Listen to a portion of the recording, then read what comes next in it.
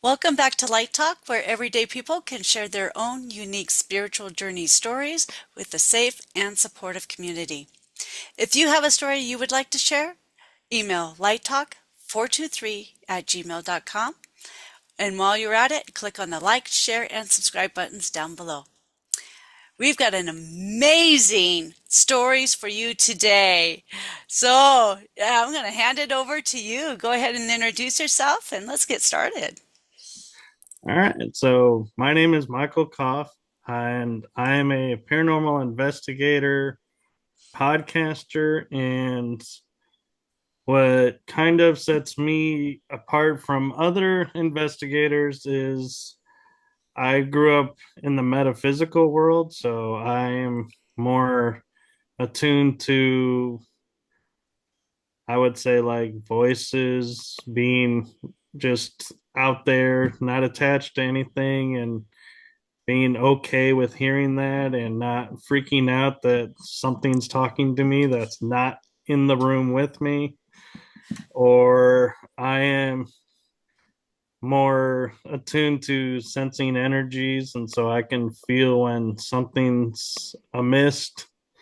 And so that's a part of what is the unique journey for me, is kind of learning to blend those together, and it keeps me open to everything in the paranormal community, which I recently discovered paranormal in its most basic definition is anything unexplained. So that opened my avenues of exploration into all kinds of things and has been a truly exciting journey so far.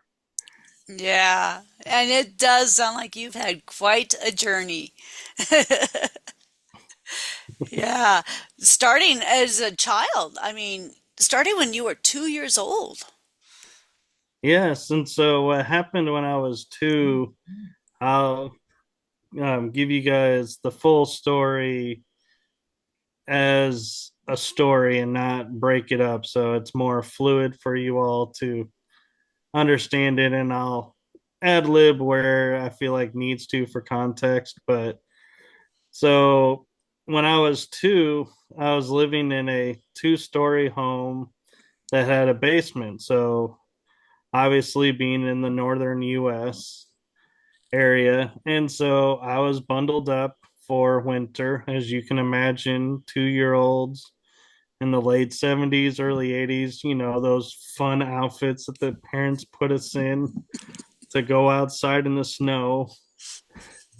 And I'm walking around on the second story, and they were doing construction or remodeling or something up there. And my mom had placed a board over this vent opening that went to the basement.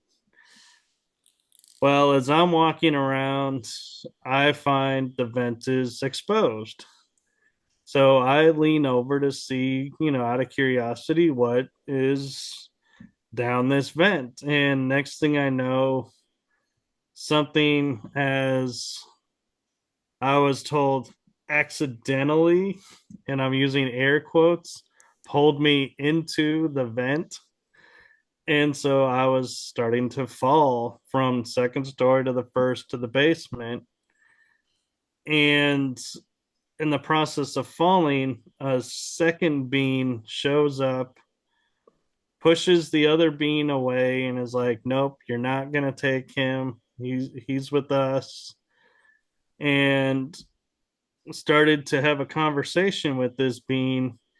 And this is, to me, the interesting part of this story is I'm falling down a shaft and I'm talking to this being about what gifts I need to have to help humanity in the future to fulfill my purpose, and when and how am I going to receive these gifts. And that, yes, I'm not going to leave, I'm going to stay to fulfill my purpose. And so I then, next thing I know, after having this conversation and outline what gifts I'm gonna take with me and have in the future and which ones I feel like maybe don't need anymore. So let those go. And next thing I know, I'm opening my eyes and I'm on the floor of the concrete basement. And anyone who knows time knows going from one story to another story to a basement is a matter of seconds. So I definitely feel like I was pulled out of time to have that conversation. And when I got up, I had no broken bones, no torn ligaments, no damaged muscles, no damage to tendons. I basically was free to walk. And the only thing that I had was on my eyebrow. I don't know if you can see, but there's a little spot on there where there's no hair. That's where a wire nicked me when I was two. And that was like the mark that was meant to I guess when the time was right, fill me in on what happened and what's to come. And I had a friend that I was telling the story to, and she goes, you know, yeah, your part is amazing, but to me, the amazing part is you understood what this being was saying.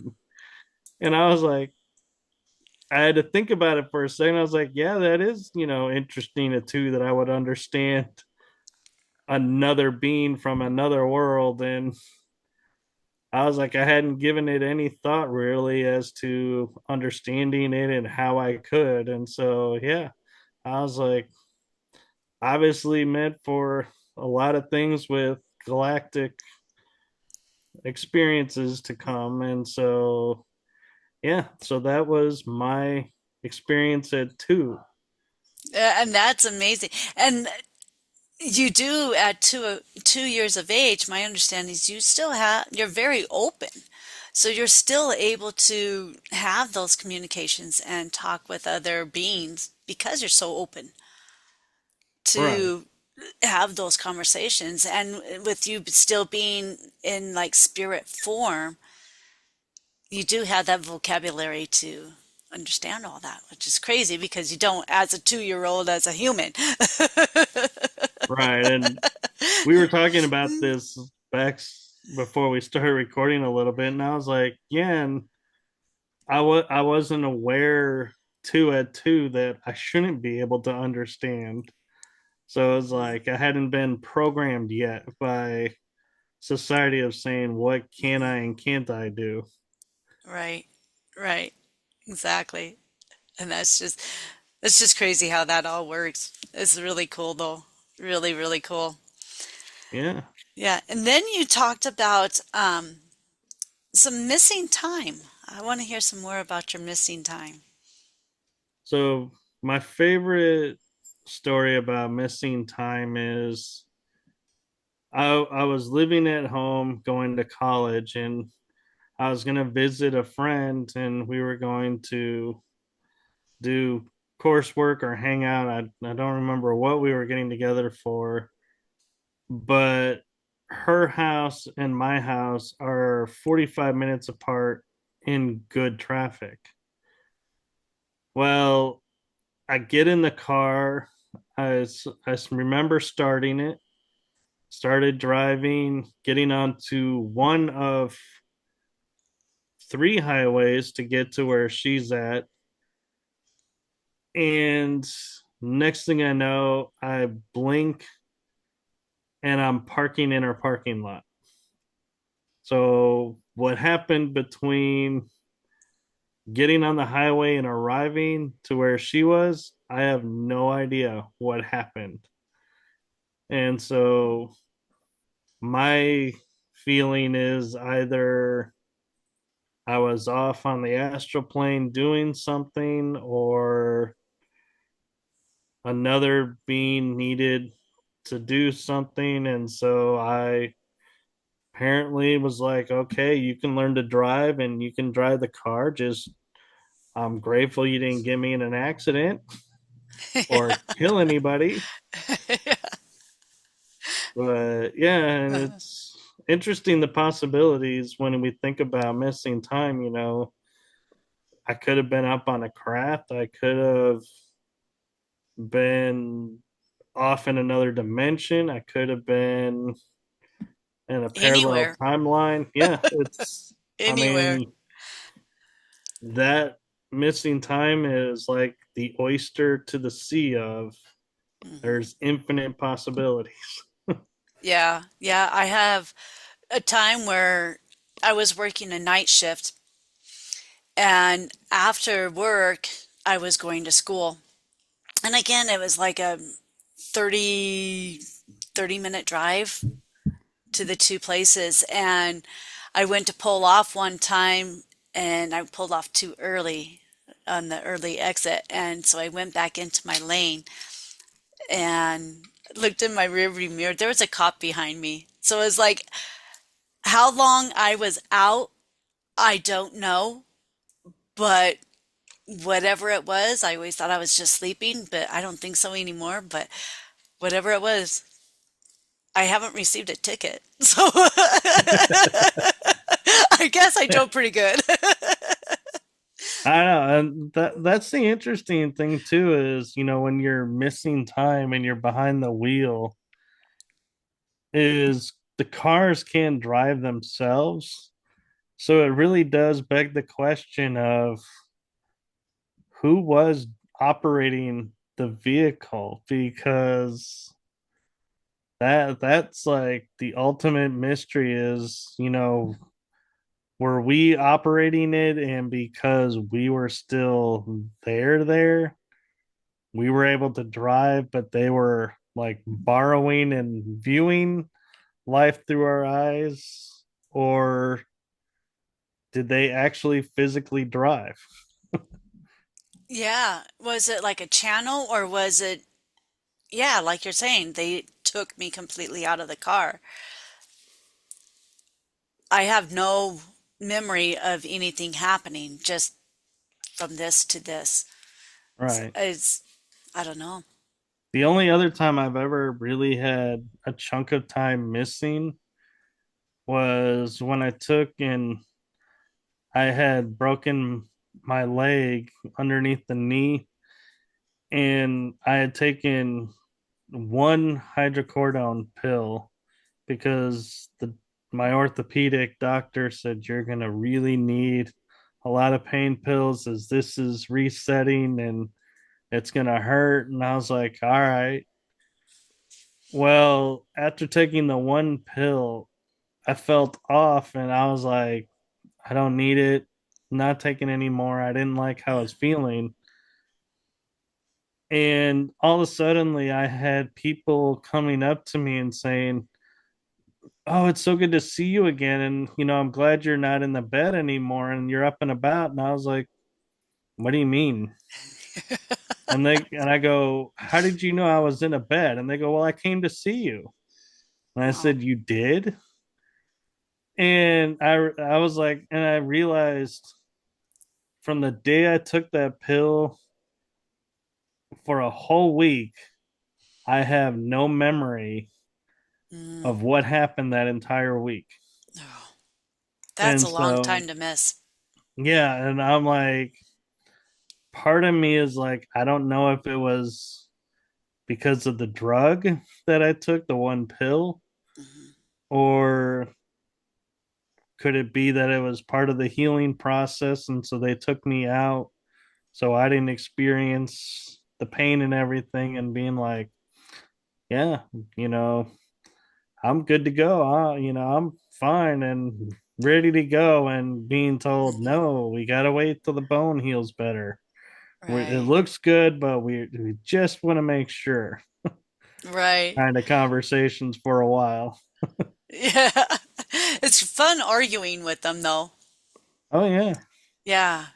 I've had an argument with one of them. It's like, mm-mm. They And won. then, yeah. And the ironic thing with that was I was talking with my orthopedic and I mentioned to him, I was like in passing, I go, yeah. And he's like, so everything's great. I was like, yeah, but I just remembered getting up this morning for like 10 seconds to 30 seconds. There was like a sharp pain in my leg, but then it dissipated. And it's not because I put my foot on the ground, because I never touched the ground.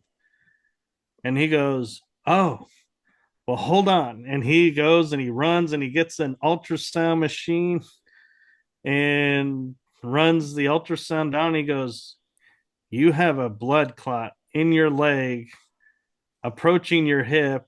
And if it leaves your hip, it'll go to the brain or the heart, which are fatal. So we need to immobilize you, admit you to Oh, the hospital, and we got to put you on blood thinners to get this clot oh. dissolved." And I was sitting there thinking, God, if I didn't tell him about that sharp pain for at one moment, would have been missed. We would have missed it, and it could have been really bad. And you know that spirit talking. Yeah, Spirit knew because you had to say something.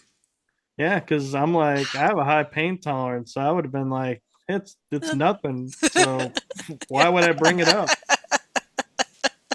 Right. Yeah, I get that one. I get that one. Yes, I wanted to also kind of talk about some of your astral traveling. That was really fascinating, what you were telling me. Yeah, so a lot of times people will ask me, how do you astral travel? And I can't really answer that because ever since I was born, I've had the ability to do it. So I can't explain really how to do it. But how it works for me is if I want to go somewhere, like I was describing, like if I wanted to go to Paris, I've learned how to leave my body, go to Paris, hover above, and or I could be on the ground walking, but I would literally all my senses would be in Paris while I was asleep. So it's like I was experiencing that place. And as I learned being in the astral plane, I learned one is you can be hurt in the astral plane, so you do need to be careful. And two is you're not limited by earthly laws. And by that, I mean, if I was, say, in Paris and was like, hey, I wonder what's New Zealand's like, I was describing to Dana before I even finished the sentence of what is New Zealand like, I'm in New Zealand.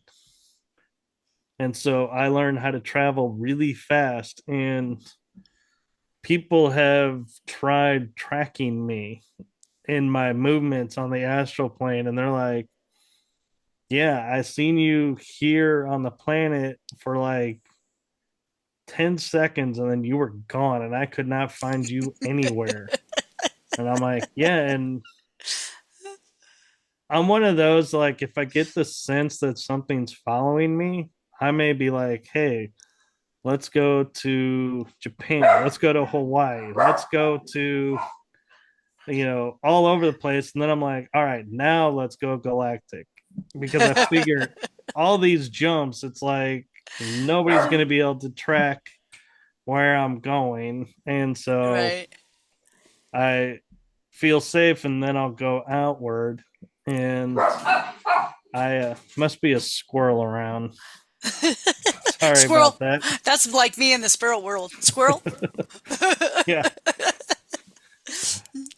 But yeah, and so I learned not only how to travel and go to places, but I've met other beings out there and I have seen the earth from space, so it's like it is the blueberry that we all see. And so I'm like, yeah, and I can't really argue that because it's like when I say to people, yeah, I've been in space and no, I wasn't an astronaut. They're like, then you haven't been in space. I'm like, oh yeah, I have.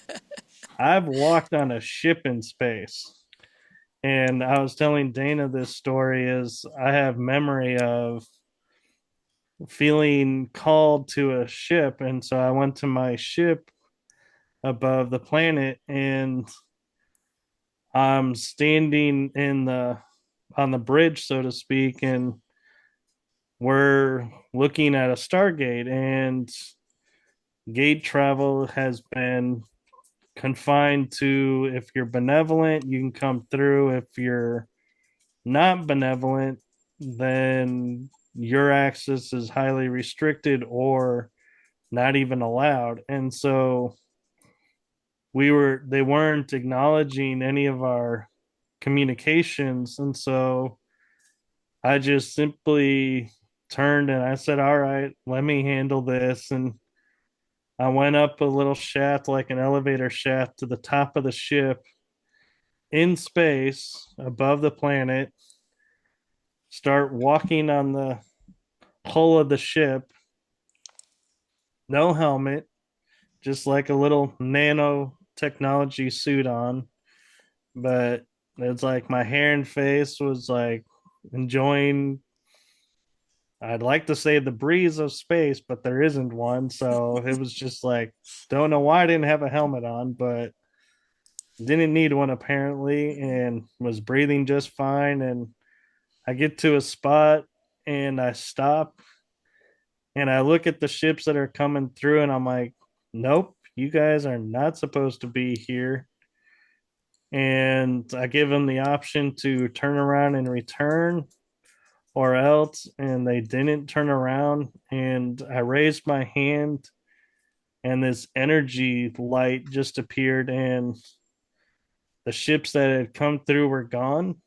The gate was closed and I simply turned around, walked back into the ship, went to the bridge, and they're like, yeah, there's nobody else coming through.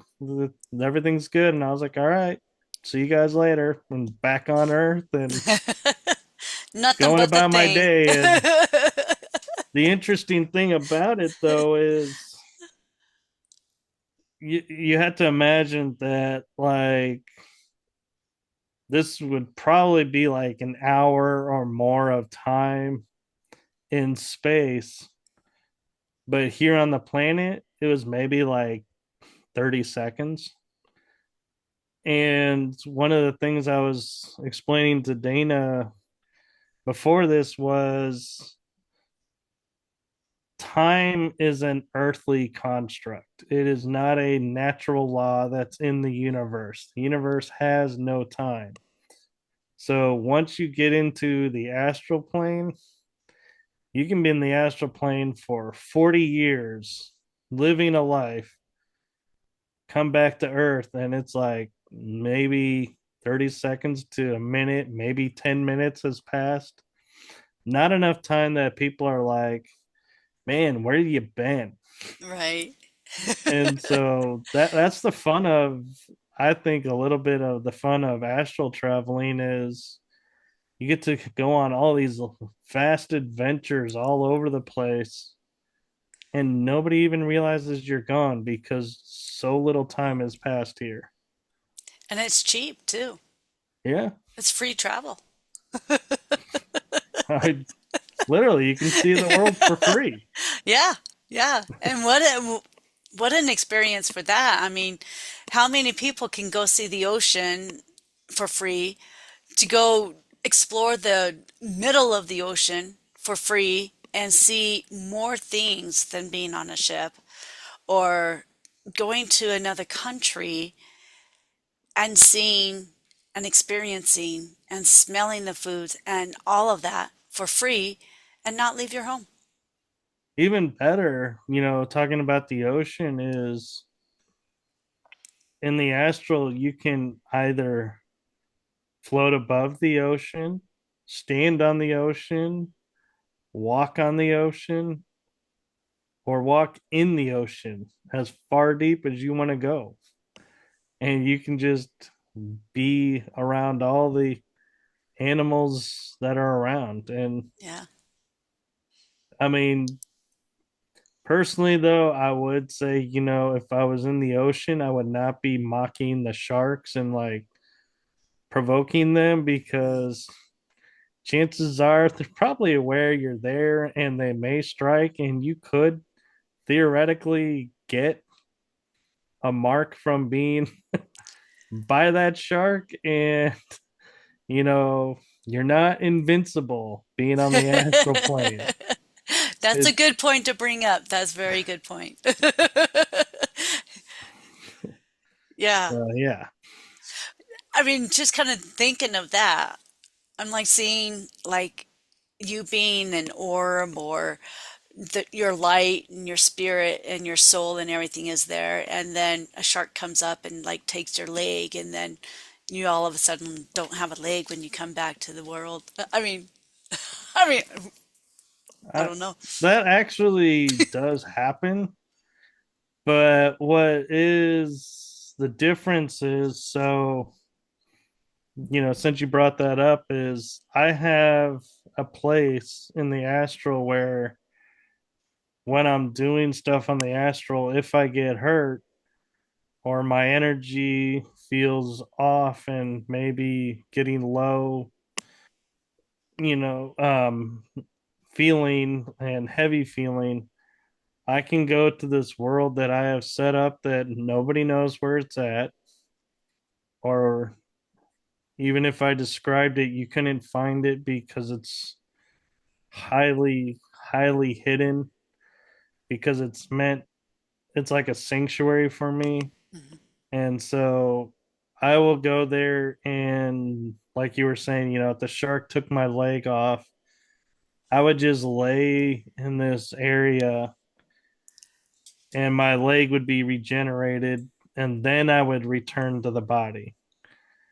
Because if I return to the body with my leg missing, I don't know what would happen to my physical body. If it would accept the leg is still there, or if my leg would maybe start to have a lot of pains and be like the nerves are deadening and the blood flow's not flowing, and being like, oh, we're going to amputate the leg.